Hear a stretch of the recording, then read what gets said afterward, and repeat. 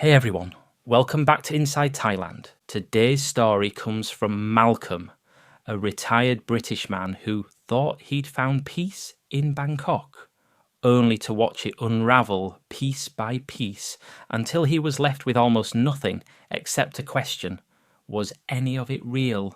He gave her everything: a home, security, love, even stepped in as a father to her little boy, and she took it all quietly, carefully, until one day she disappeared, and so did £300,000. It's raw, it's personal, and remember, this can happen to anyone, even you. If you've seen stories like this unfold, or lived one yourself, let us know in the comments. And don't forget to like and subscribe for more real stories from inside Thailand. Here's his story in his own words.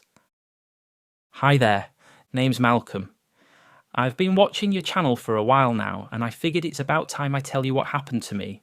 Not because I want pity, but because I need to get this off my chest. People think coming to Thailand is like winning the bloody lottery: cheap beer, sunshine and smiling faces.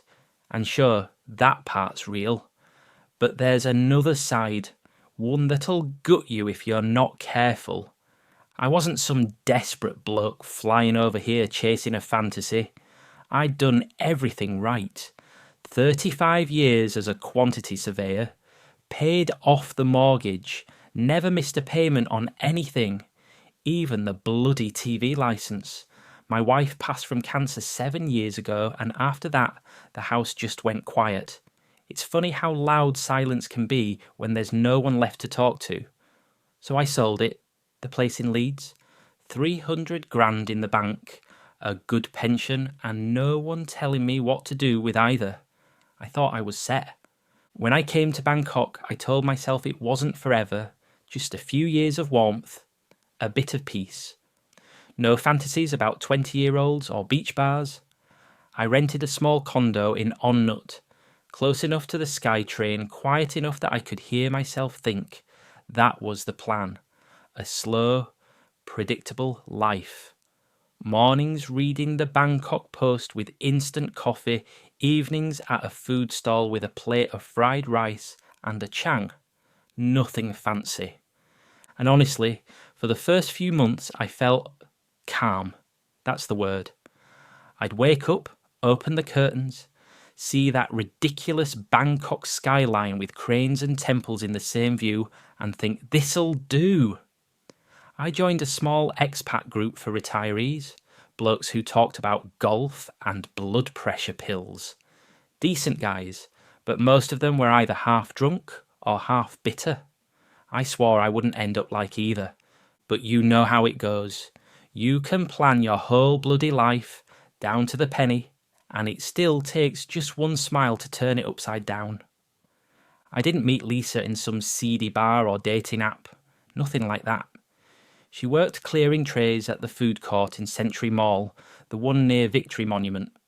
Always moving fast, hair tied up, no makeup, just this calm, steady look about her. She reminded me of the nurses who looked after my wife in hospital, that same quiet patience. First time I saw her, she had this little boy with her, sitting on a chair, swinging his legs and playing with a plastic dinosaur. That's where it all started. Not fireworks, not flirting, just a small act of kindness. The boy dropped his toy and I picked it up. She smiled, said, "Thank you, Uncle," and that was it. The start of my downfall, though I didn't know it then. You tell yourself you're too smart for it, too old for it, but I'll be honest with you, it's not stupidity that gets you, it's loneliness. Quiet, invisible loneliness. The kind that builds over years until the first person who sees you, really sees you, feels like oxygen. And when you've been holding your breath that long, you'll do anything to keep breathing.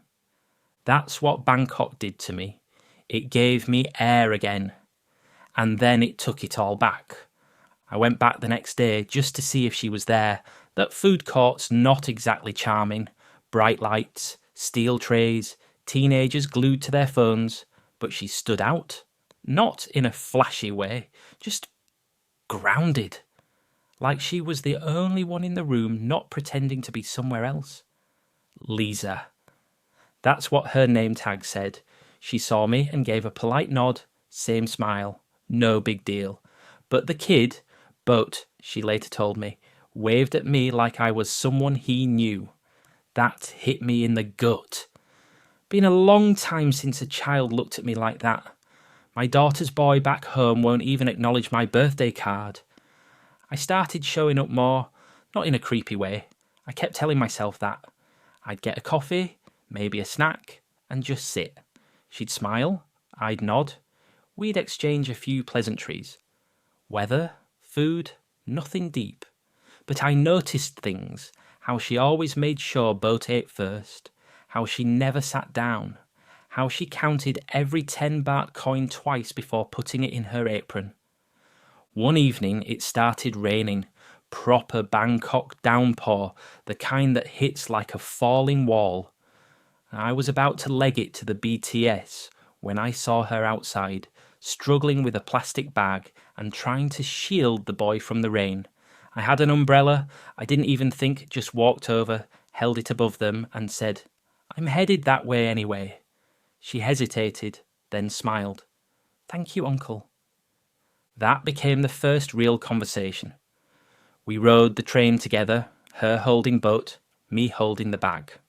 She told me she lived with her aunt in Bangkok, took 2 buses to work every morning.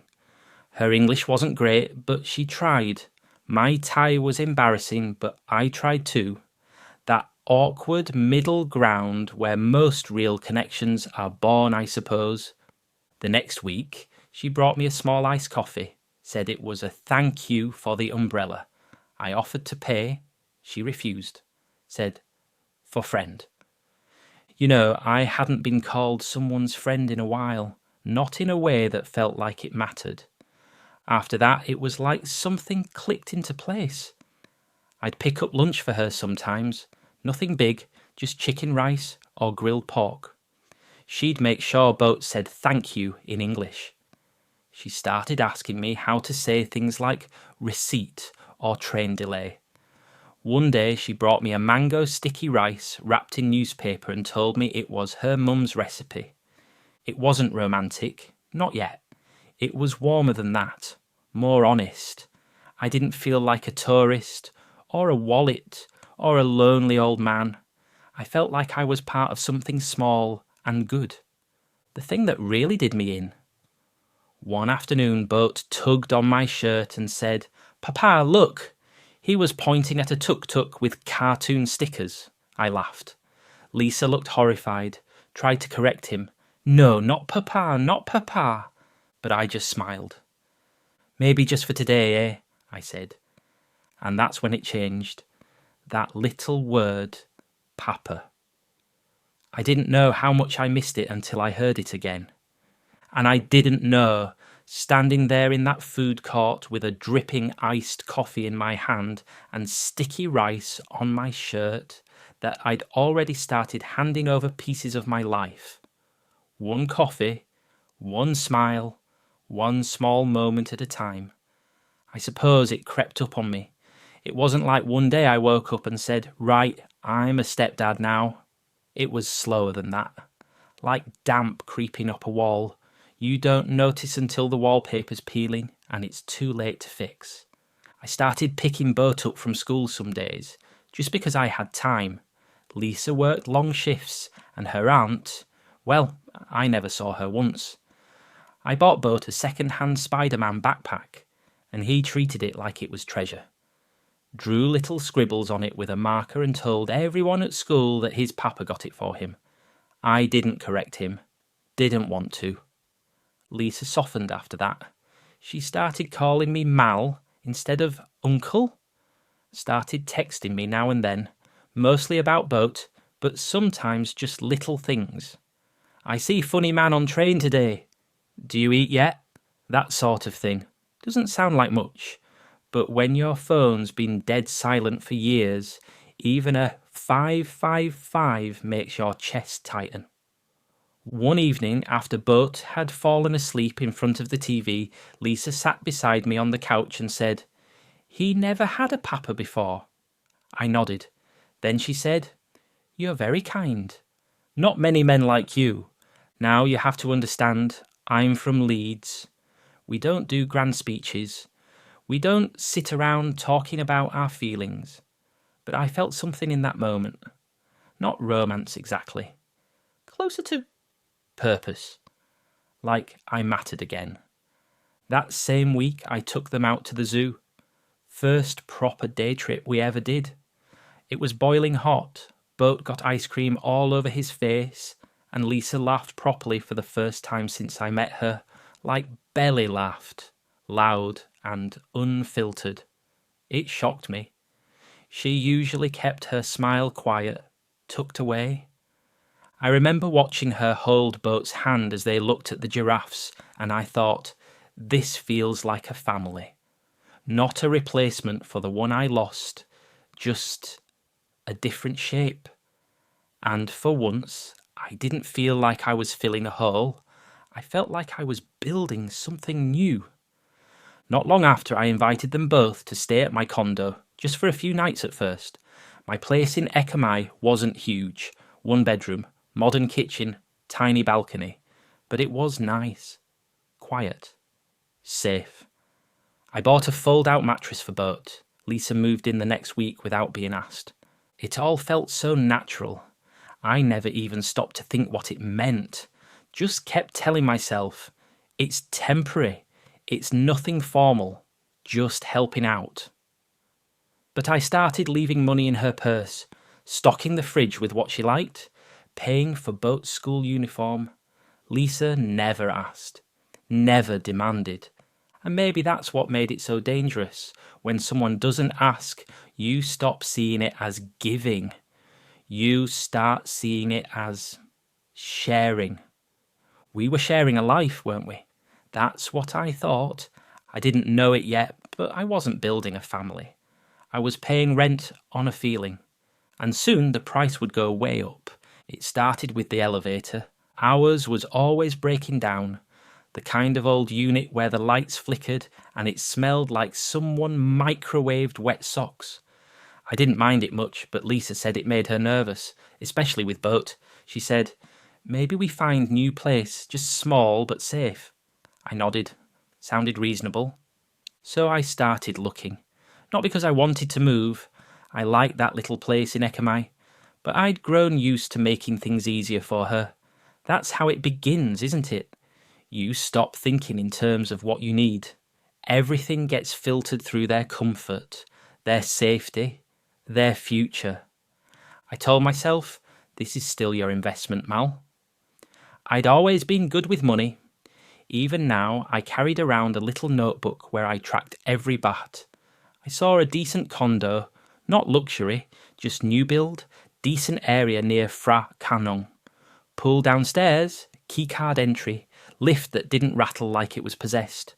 2-bed unit, £85,000 all in, give or take. It was in my name. That was important to me. I wasn't daft. I'd heard stories. I told myself this was still the smart move. No rent, clean paperwork, all above board. Lisa beamed when I signed the documents. Called it our home. She never asked to be on the deed. Didn't even bring it up. That's what made me trust her more. I thought, see? She's not like the others.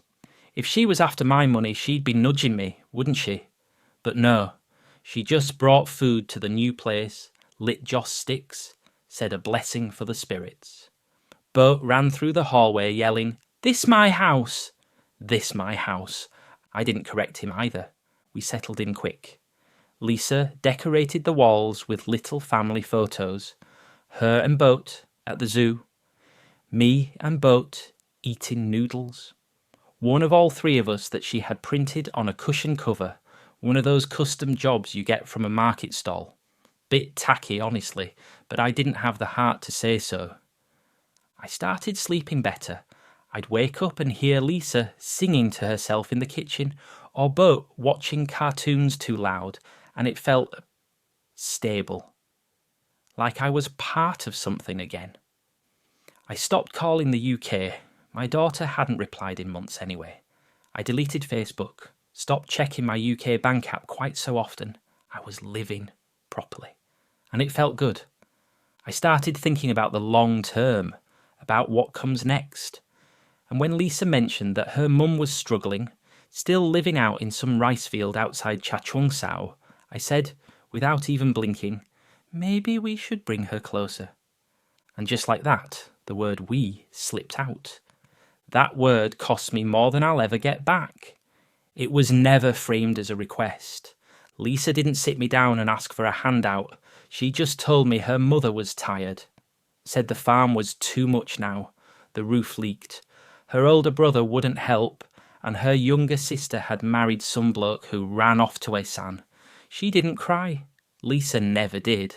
That was part of what made it worse. She never begged. She just quietly let me step into the role she needed. I told myself it made sense. Thai culture, right? Family duty and all that. I'd read enough forums to know the drill. Besides, it wasn't like I was buying a palace. Lisa found a modest 2-story house in Bang Na, edge of the city, not far from where we lived. Narrow lane, small gate, cheap concrete build with a rusty satellite dish already installed. She said her mum could raise a few chickens there. Said it would make her happy. I asked once, just once, should I put it in your name or hers? She smiled, tilted her head like I'd asked her whether rain was wet. Better in my name, she said. Easier for family. You already have condo. And she wasn't wrong, was she? Foreigners can't legally own land. I'd done the research. This was just how things were done. I'd be the silent backer. Lisa would be the face. Simple, clean. So I wired the funds. £150,000 by the time we were done. Down payment, renovations, furniture, a little extra for registration costs that never quite got explained. My bank in the UK asked if I was sure. I clicked yes without hesitating. Lisa was radiant the day we signed.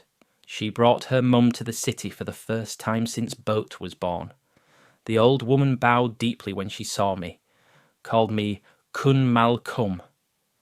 We sat on plastic stools in the new kitchen while she made a chicken curry from scratch. Lisa said she was happy now, truly happy. I believed her. That night, back at the condo, Boat crawled into my lap and fell asleep mid-sentence, half covered in Lego pieces. Lisa rested her head on my shoulder and whispered, "You saved my life." I didn't say anything, just kissed the top of her head. I'd never felt more like a husband, a father, a man with a purpose. The next week, she started spending more time at the house. At first, she took Boat with her, said they were helping her mum adjust, cleaning, setting up a garden. She'd send me photos, her mum planting lemongrass, Boat playing with a chicken, Lisa grinning with a mop in her hand. But the photos stopped after a while, and when I asked why she wasn't coming back to the condo that weekend, she just texted, "Busy." You understand. I told myself it was fine, just a phase, just family stuff. But something in me had already started to twitch. That quiet, dull throb of doubt. The one you pretend not to notice until it becomes something you can't ignore. I'd just bought a house I'd never live in. For a woman I thought I knew, and a family I was no longer sure even wanted me in it. Looking back, it's laughable how many little signs were waving red flags in my face. Like being slapped with a silk glove, soft enough not to sting, but you feel it all the same. It started with the phone. Lisa had always been pretty open. She'd scroll through photos with me, show me TikToks of Boat dancing like a maniac, even let me borrow her phone to order Grab when mine was acting up. But suddenly she started keeping it face down. Lock screen changed, notifications silenced. She said it was because of spam calls. Too many apps, she mumbled.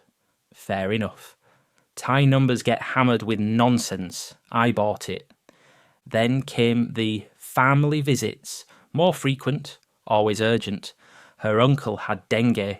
Her cousin had a motorbike accident. Her mum needed medicine from the provincial hospital, not the local one.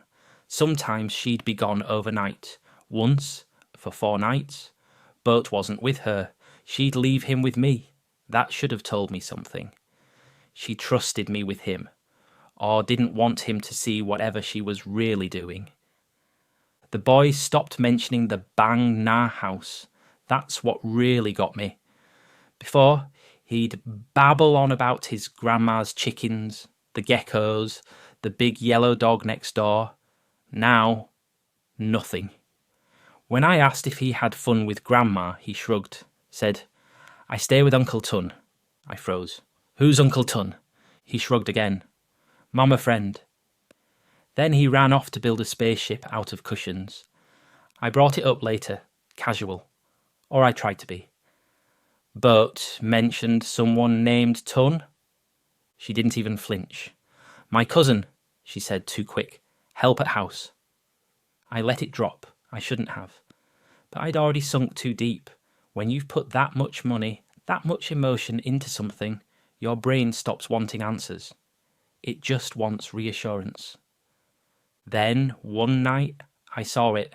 I still don't know if she meant for me to see it. She left her laptop open. I don't even know what I was looking for. Just clicked open the Chrome browser. WhatsApp web was still logged in. There weren't dozens of messages. Just one conversation pinned to the top, all in Thai. My reading's rubbish, but one thing stood out, my name, repeated several times, followed by Farang and laughing emojis, and a photo. A photo of me asleep on the couch, mouth open, boat curled against my chest, sent to a contact named Tun Heart Emoji. I didn't say anything, just closed the lid, walked to the kitchen and washed a glass I hadn't used. I stood there for 10 minutes, staring at the dish rack like it held the answer to something. When she came home, I pretended to be asleep. I told myself I was giving her the benefit of the doubt, but the truth was, I wasn't ready to know. Not yet. Because once you know, you can't go back to pretending. It was a Friday. I remember because I'd gone to Big C earlier that day, stocked up on Boat's favourite strawberry yoghurt drinks, bought Lisa those seaweed snacks she liked. Silly little comforts. The condo was spotless, aircon humming just right, her favourite show queued up on Netflix. I even ironed a bloody tablecloth. I don't know why. I guess I was trying to bring things back to normal, pretend I hadn't seen what I'd seen. She never came home. By midnight, I'd sent 4 messages. Just simple ones. "You okay? Coming back tonight?" Nothing accusatory. No mention of Tun. I was still clinging to the idea she was just delayed, that traffic or family or whatever excuse she'd always given was real this time. But nothing came back. I fell asleep on the sofa with the light on, Boat's cartoon blanket over my legs. In the morning, her side of the wardrobe was empty. All her clothes gone, her makeup drawer wiped clean. Even the stupid cushion with our photo, gone. I checked the bathroom and stood staring at the empty shelf where her hairbrush used to be. I opened the fridge. All the yogurts were still there. She didn't even take food for the boy. That was the part that felt unreal, like she'd vanished on purpose, as if she'd been planning this and wanted it to feel surgical. I tried to call. Straight to voicemail. I called Boat's school. They said she'd withdrawn him the week before, without telling me. I called the only other number I had, Ning, her old friend, and got nothing but a curt, "I don't know, Mal. Maybe she need time." Then she hung up. That was when I knew, not suspected, knew. She hadn't left because of a fight, or stress, or family. She left because her job here was done. The house was in her name. The boy was hers, and I was never anything more than temporary. A warm room to rest in until something better came along. I went to the house in Bang Na the next day. Took a cab because I couldn't think straight enough to ride the BTS. Spent the whole ride rehearsing what I'd say, that I just wanted to see Boat, that we could talk things out. Part of me still thought it was a misunderstanding. Maybe she panicked. Maybe she'd open the gate, hug me, cry, say it was all a mistake. The gate was locked, not just latched, padlocked. The front yard was overgrown. No sign of her car, no toys, no dog. I rang the bell, knocked, called out her name, nothing. Then, out of the blue, a man appeared from the back, thin in shorts and flip-flops, phone in hand like I'd interrupted a video call. He looked confused at first, then wary. I asked if Lisa was there.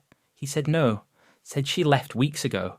When I asked who he was, he just shrugged and said, "I rent here now." I stood there like an idiot, said, "Sorry mate, I paid for this house." He laughed. Not cruelly, just like someone who's heard it before. "You Farron? Her old man?" I didn't respond. He said, "She gone." "Not come back, you should go now." He didn't raise his voice, didn't threaten me, just looked at me with this flat, exhausted expression like I was the 5th bloke this month knocking on that gate. I went to the land office later that week, took a Thai friend from the condo complex to help translate. The house was still in her name, clear as day. No co-ownership, no leaseback agreement, no recourse. My name wasn't on a single scrap of paper. The woman behind the counter didn't even blink, just handed me a photocopy of the title and said, "Nothing you can do."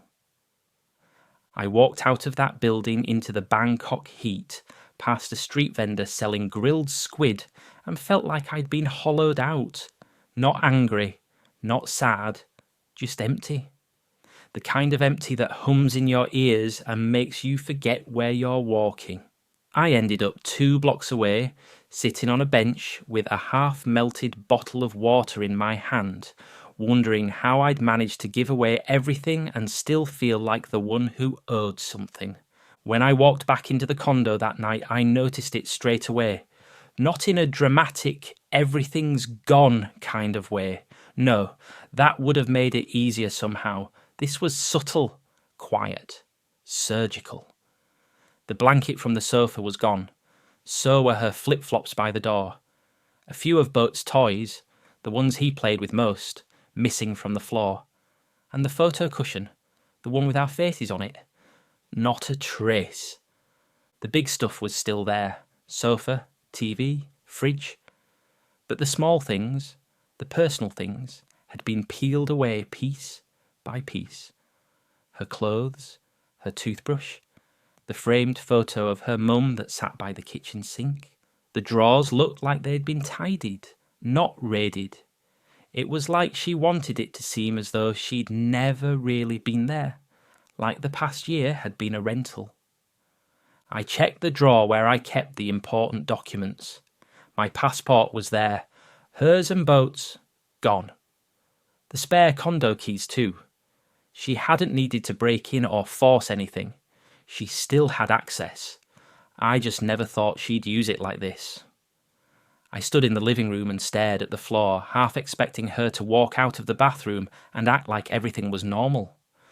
I called the building's security office the next day, asked if anyone had seen her moving things.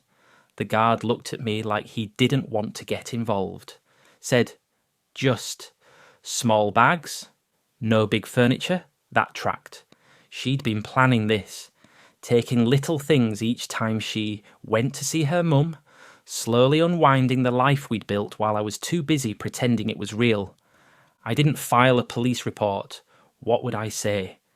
My not wife took back the life I financed for her? Legally, she hadn't stolen a thing. She'd just left. I sat down on the sofa that night, the one she didn't take, and realised how empty a place can feel even when the furniture's still there. I didn't have many options after that. Most of Lisa's friends had either vanished with her or never liked me enough to begin with. but there was one. Ning. She worked in the same food court Lisa used to.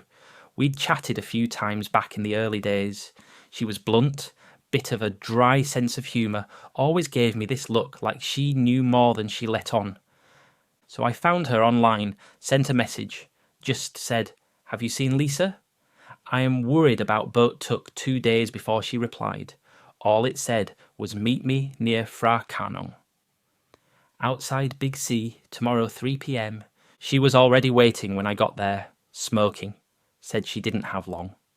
I bought her a bottle of water, didn't say anything until she spoke first. "I'm not supposed to talk to you," she said. "She say you angry." "Dangerous," I laughed. "Dangerous. I'm 66 and my knees click when I stand up."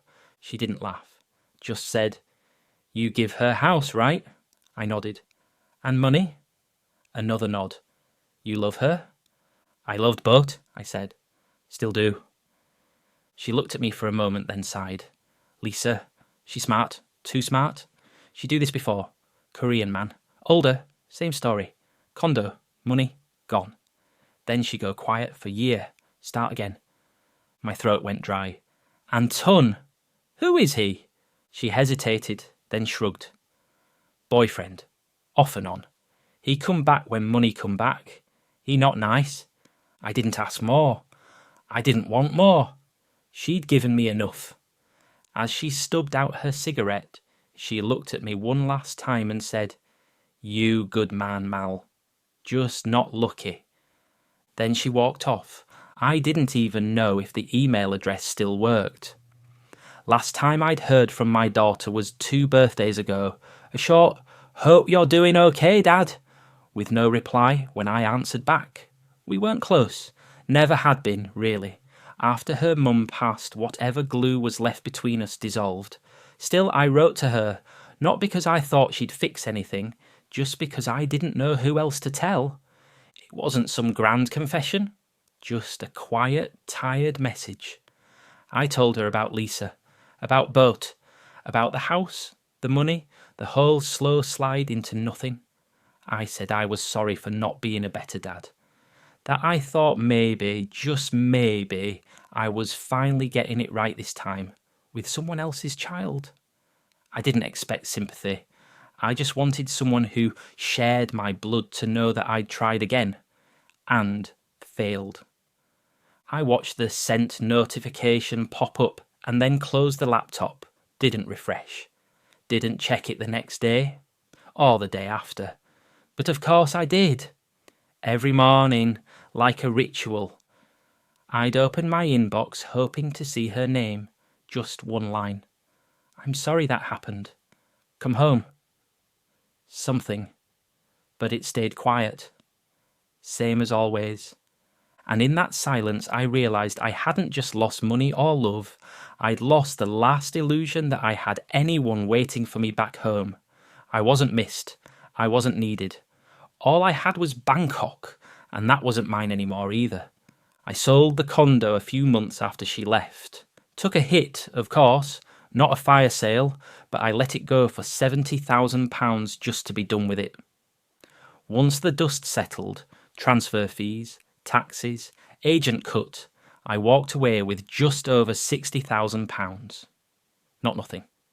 Enough to buy a ticket home, enough to rent a flat in Leeds and pretend none of this ever happened. But I didn't. I couldn't. I told myself I was still figuring things out, where to live next, how to move forward, but really I just couldn't face the idea of walking into a Wetherspoons with nothing but shame and a suitcase. Couldn't face seeing pity in my daughter's eyes if she even answered the door. So I rented a studio in On Nut, 5,000 baht a month, no kitchen, hard mattress, leaky aircon. I've still got the bulk of that condo money in the bank, about £55,000 now, but I haven't touched it. I live on my pension, eat cow man gai from the same stall every morning, drink instant coffee in paper cups. I've become one of those farang you see sitting outside 7-Eleven, looking like they're waiting for something that's never coming. And maybe I am. Waiting, I mean. For what? I don't know. A message. A sign. A small hand grabbing mine again and saying, "Papa," like he used to. But those kinds of things only happen in dreams. And I don't dream much anymore. I know what you're thinking. Why didn't I go home? Why didn't I call the police? Fight back? I ask myself that sometimes too. But the truth is, when someone takes everything from you slowly, piece by piece, you don't realise you're empty until the end. I've still got the money from the condo, still have a passport, still get my pension. I could leave tomorrow, but I don't, because I'm not waiting for justice. I'm not even waiting for her. I'm just here, floating, existing in a city that never stops moving while I sit still. Maybe one day I'll feel like a person again. Maybe not. Either way, I'm still breathing, still waking up. That'll have to be enough. So that was Malcolm's story. A man who thought he was too careful to ever get taken, and still he lost nearly everything. Not just the money or the house or the woman he trusted. He lost the version of himself that believed he could start over. He could have gone home. He still had his passport, still had some money in the bank. But he stayed, not for revenge, not for hope, just because starting again felt heavier than staying broken. Let us know in the comments. Do you think he made the right call? Or was this the final chapter of a story that was doomed from the start? If you want more real stories from inside Thailand, hit like, subscribe and turn on the bell. More stories coming soon. Thanks for watching, and to Malcolm, if you're still out there, we hope you find some peace wherever you are.